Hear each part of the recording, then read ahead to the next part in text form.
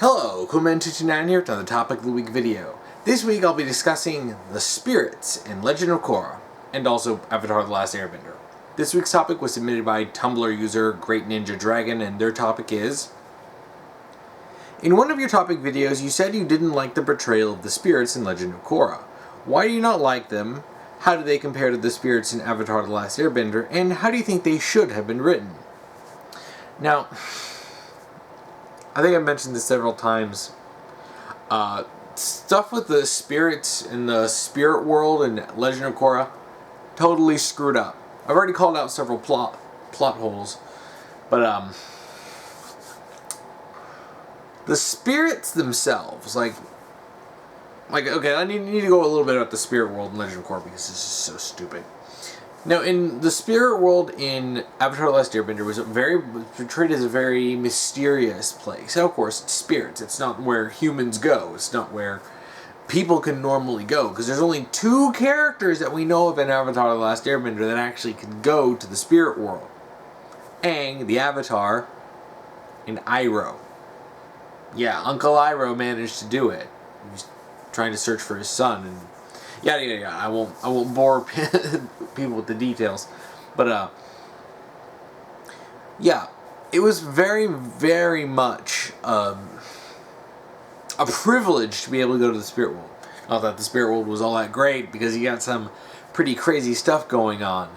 Now, the two main spirits that when I think of Avatar The Last Airbender, and the two spirits that come to mind are Hebei, the panda, that was the forest guardian that turned into a giant six-legged monster that was attacking that village, and Ko the Facestealer. And Ko the Facestealer is the most memorable one because he very bad. Now, it's funny because, I can't even think of any specific spirits that jump out at me from Legend of Korra because none of them are memorable, none of them served really a purpose. The only one that really comes to mind is that Momo man looking thing with the big ears that was shown in the Avatar 1 episodes. But for the most part, you just get a whole bunch of generic stuff in Legend of Korra, and oh my gosh, don't even get me started on the Ghibli copies. Like, okay. Right, guys, if you're inspired by Miyazaki movies, that's fine.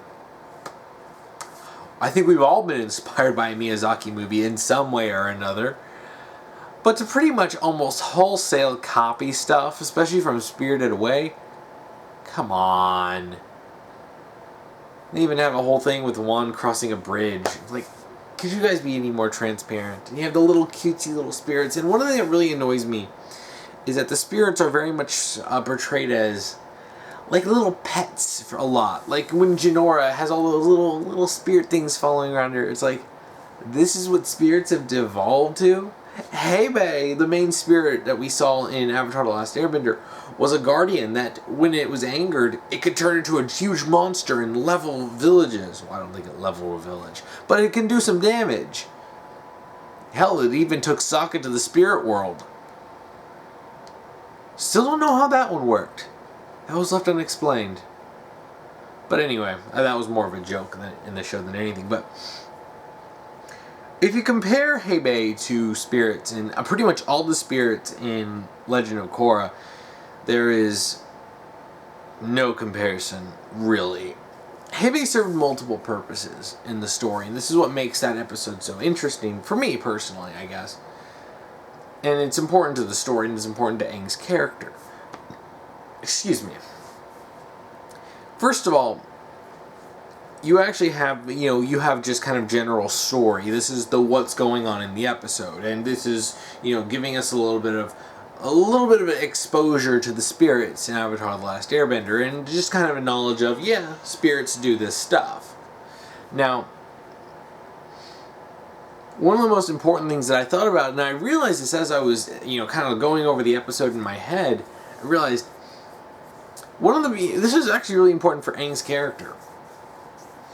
Now, one of the things that the Avatar's duty is to be sort of a middleman between the spirit world and the human world, the mortal world. I don't know if they ever really gave that a specific name. But basically the human world. So obviously, when a spirit is attacking a human village, this is obviously the Avatar's job to literally take care of this problem. And that's what Aang does. And when you think about it, Aang's character was very much the start of his character in the story, like right before the story starts, well, for at least from his perspective 100 years ago. In Aang's backstory, he was terrified of being, the Avatar, specifically because they were going to remove him from monk Jiatsu. But Aang didn't want to be the Avatar, and when he first comes out of the iceberg, he basically just wants to go and play around. He doesn't want to think about being the Avatar. He really wanted to run away from his Avatar duties. But in this, he can't, and he basically jumps up, and he's gonna go there, and he basically does his job as the Avatar. And it's kind of funny when you think about this. This is Aang fulfilling his duty, him, ultimately appeasing the spirit by showing that yes, even though the Fire Nation destroyed and burned down your forest, that look, the seeds are growing, and the ash will fertilize the ground, and a new forest will grow anew. And And it's funny because I realized this again. Another thing I realized thinking about this today. It's sort of an environmental message, but it's not like in your face. It's not like an environmental. I mean, you can read that into it, but it's not like a straight up like James Cameron Avatar's environmental message. It's shoved in your face. It's a nice little subtle thing about don't deforest. But that's only one small part of the whole package, and this episode is so much going on with it, and oh my gosh, the more I've been watching videos and stuff, doing people doing analysis in Avatar: The Last Airbender, and you see these episodes like this, and there's so much depth into all these episodes. It's mind-boggling once you start actually analyzing. But anyway, back to the spirits. That was Heibei's, big thing with the forest. And that was our first major exposure to spirits. So obviously spirits are important. They do important stuff. And don't mess with them. Bad idea. Like, you mess with the spirits, bad stuff happens to you. And then you have Wan Shi Tong, I don't know if you consider him a spirit, but he's definitely supernatural. I mean, he's a giant owl in charge of a mystical library. So I guess, but again, don't mess with them. They're mysterious, they're, otherworldly, they're powerful. And yeah, you don't want to mess with them, you really don't. But again, we have to get back to Ko the Facestealer. And this is the main one. Ko the Facestealer is interesting because it's the only spirit that we've seen that is straight up antagonistic to the Avatar. And it's actually kind of funny. The three beings that I just mentioned, Heibei, Wan Shi Tong, and Ko, each of them have different alliances in how they view things. Heibei is generally good. Just don't mess with its forest. Then you have Wan Shi Tong, which is freaking true neutral as all hell. He doesn't want to get involved in anything ever. He's like, I'm here for just knowledge. And then you have Ko, which is evil, and I would straight up call him evil. Like, he technically, obviously the spirits work off of a different morality system, but the stuff he did was horrible. Like stealing the face of Karuk's wife or fiancée or something, I don't remember, but the woman he loved. And it's like, oh, just because he was kind of a dick? I mean, he liked to get into fights, and he was in a period of peace. I mean, oh yeah, so he was kind of an idiot. Yeah, let me just ruin his life. Yeah, that seems not normal. And you see, this starts stuff with, Ko the Facestealer not liking the Avatar. And he sees all the Avatars as the same person because they have the same spirit, the same soul, I guess, reincarnated. Which is interesting. And, you just get this incredible antagonism and all the weird rules, like you're not allowed to show emotion in front of him. It's like, if he looks at you, you have to have a straight up dead, neutral face. Or else, he'd steal your face. And you have all this weird stuff going on with the spirits, but the one rule that I think applies to this is do not mess with the spirits in Avatar: The Last Airbender. Don't do it. It's a bad idea. And really, honestly, our exposure to the spirit world and the spirits themselves is fairly limited, and I think that was on purpose. Because there's only so much you can show before things start losing their mystery, and the spirit world really was super mysterious. We only had a little bit, and it was, usually when Aang was going into his meditative state and his soul ascended into the spirit world or something like that. He was astral projecting or whatever. Now, comparing this, I know I've been talking a lot about Avatar: The Last Airbender, comparing this to Legend of Korra, and basically what this is talking about, why I don't like them, it removes all of the interesting things from Avatar: The Last Airbender, which, you could say that a lot about everything in Legend of Korra, but talking about the spirits, you had these significant spirits that were, they had some sort of purpose, and they had, specific allegiances, and they had personalities. Then we get to Legend of Korra, and it's just like generic spirits. That's it. They're generic spirits. Sure, you get some more in like book 2. The book literally called Spirits, because you can spirit bend, whatever that means. Spirit water bending, however, whatever that is, it's never explained. But the rules are just totally tossed away, especially when they're introduced to the spirit portals, which are just they make my brain hurt. But really, there's not a whole lot to say about the spirits. Like when you see Tenzin, Kia, and Bumi go into the spirit world, and then there are all these like monsters and stuff, and that's really about it. You have monsters, and you have just generic little cuddly spirits, some little Ghibli spirits. And that's it. And there's really not a whole lot to really break down or analyze or look into, because there's really nothing there. There's no depth to this. I can't do what I did with Hebei. I can't do what I did with Wan Chi-Tong. I can't do what I did with Ko the Facestealer, because the spirits in Legend of Korra are just superficial. The one with the most personality is Lemur guy, or I call him Mr. Momo. And he was horrible. But of course we're supposed to side with him because he's a spirit, even though he ruins people's lives and they're just trying to get food, but they're hunting spirits and somehow they can eat spirits. Don't even bother trying to figure out why they can hunt spirits. Legend of Korra makes my brain hurt. Thinking about book 2, it's just like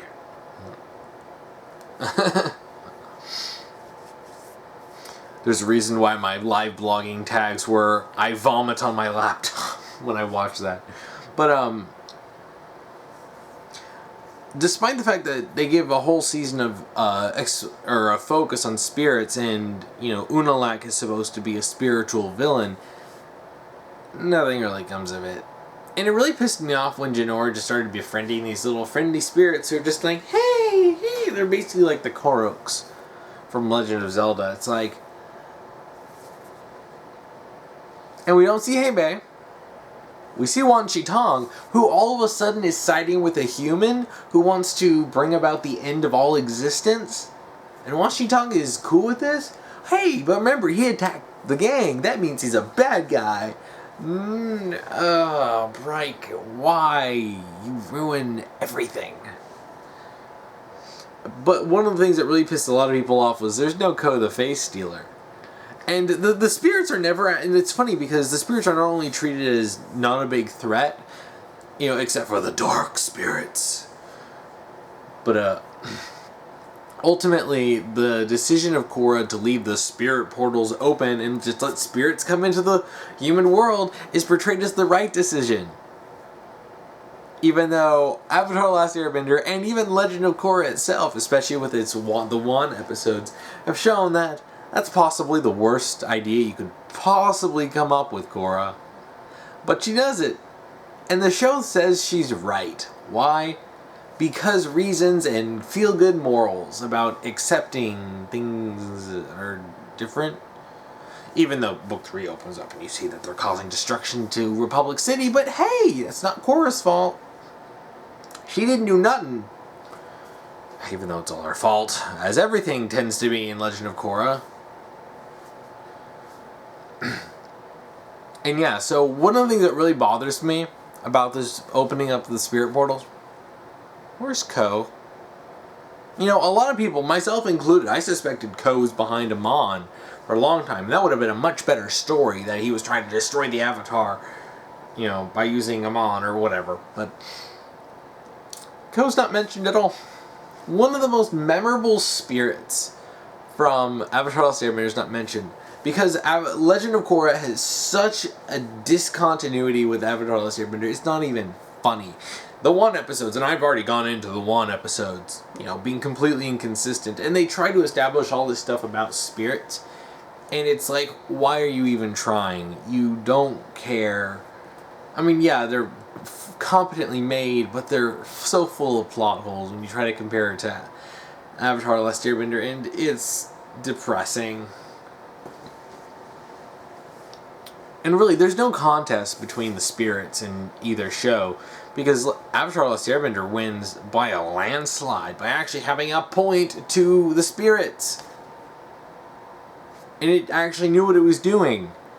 And frankly, when I see people praise Legend of Korra, especially when you got to like Book 2 stuff, it's like, I mean, seriously, you can now just go through a portal and take your body into the spirit world, and you can bend now, despite the fact that that was actually a pretty major thing in the Last Airbender, where, you know, you couldn't bend in the spirit world because you didn't take your body with you. But hey, continuity is for chumps. So how would I have done it? Basically, I would have brought back, well, not just Wan Chi-Tong. Honestly, the idea of Wan Chi-Tong having a cameo in Legend of Korra, they go to the spirit world and they see his library, and it's like, oh, cool. And he's just like, don't touch my stuff. And they're just like, cool, bye. That would have been good, so that's not what we got. Because Wan Chi-Tong is evil now. I would have brought back Heibe. In fact, what would have been great is if Korra goes into the spirit world and she meets Heibe, and Heibe like remembers her soul because of Aang, and it gets like attached to her, and basically was like a guide for her in the spirit world. That would have been great. Doesn't happen. Would have been cool.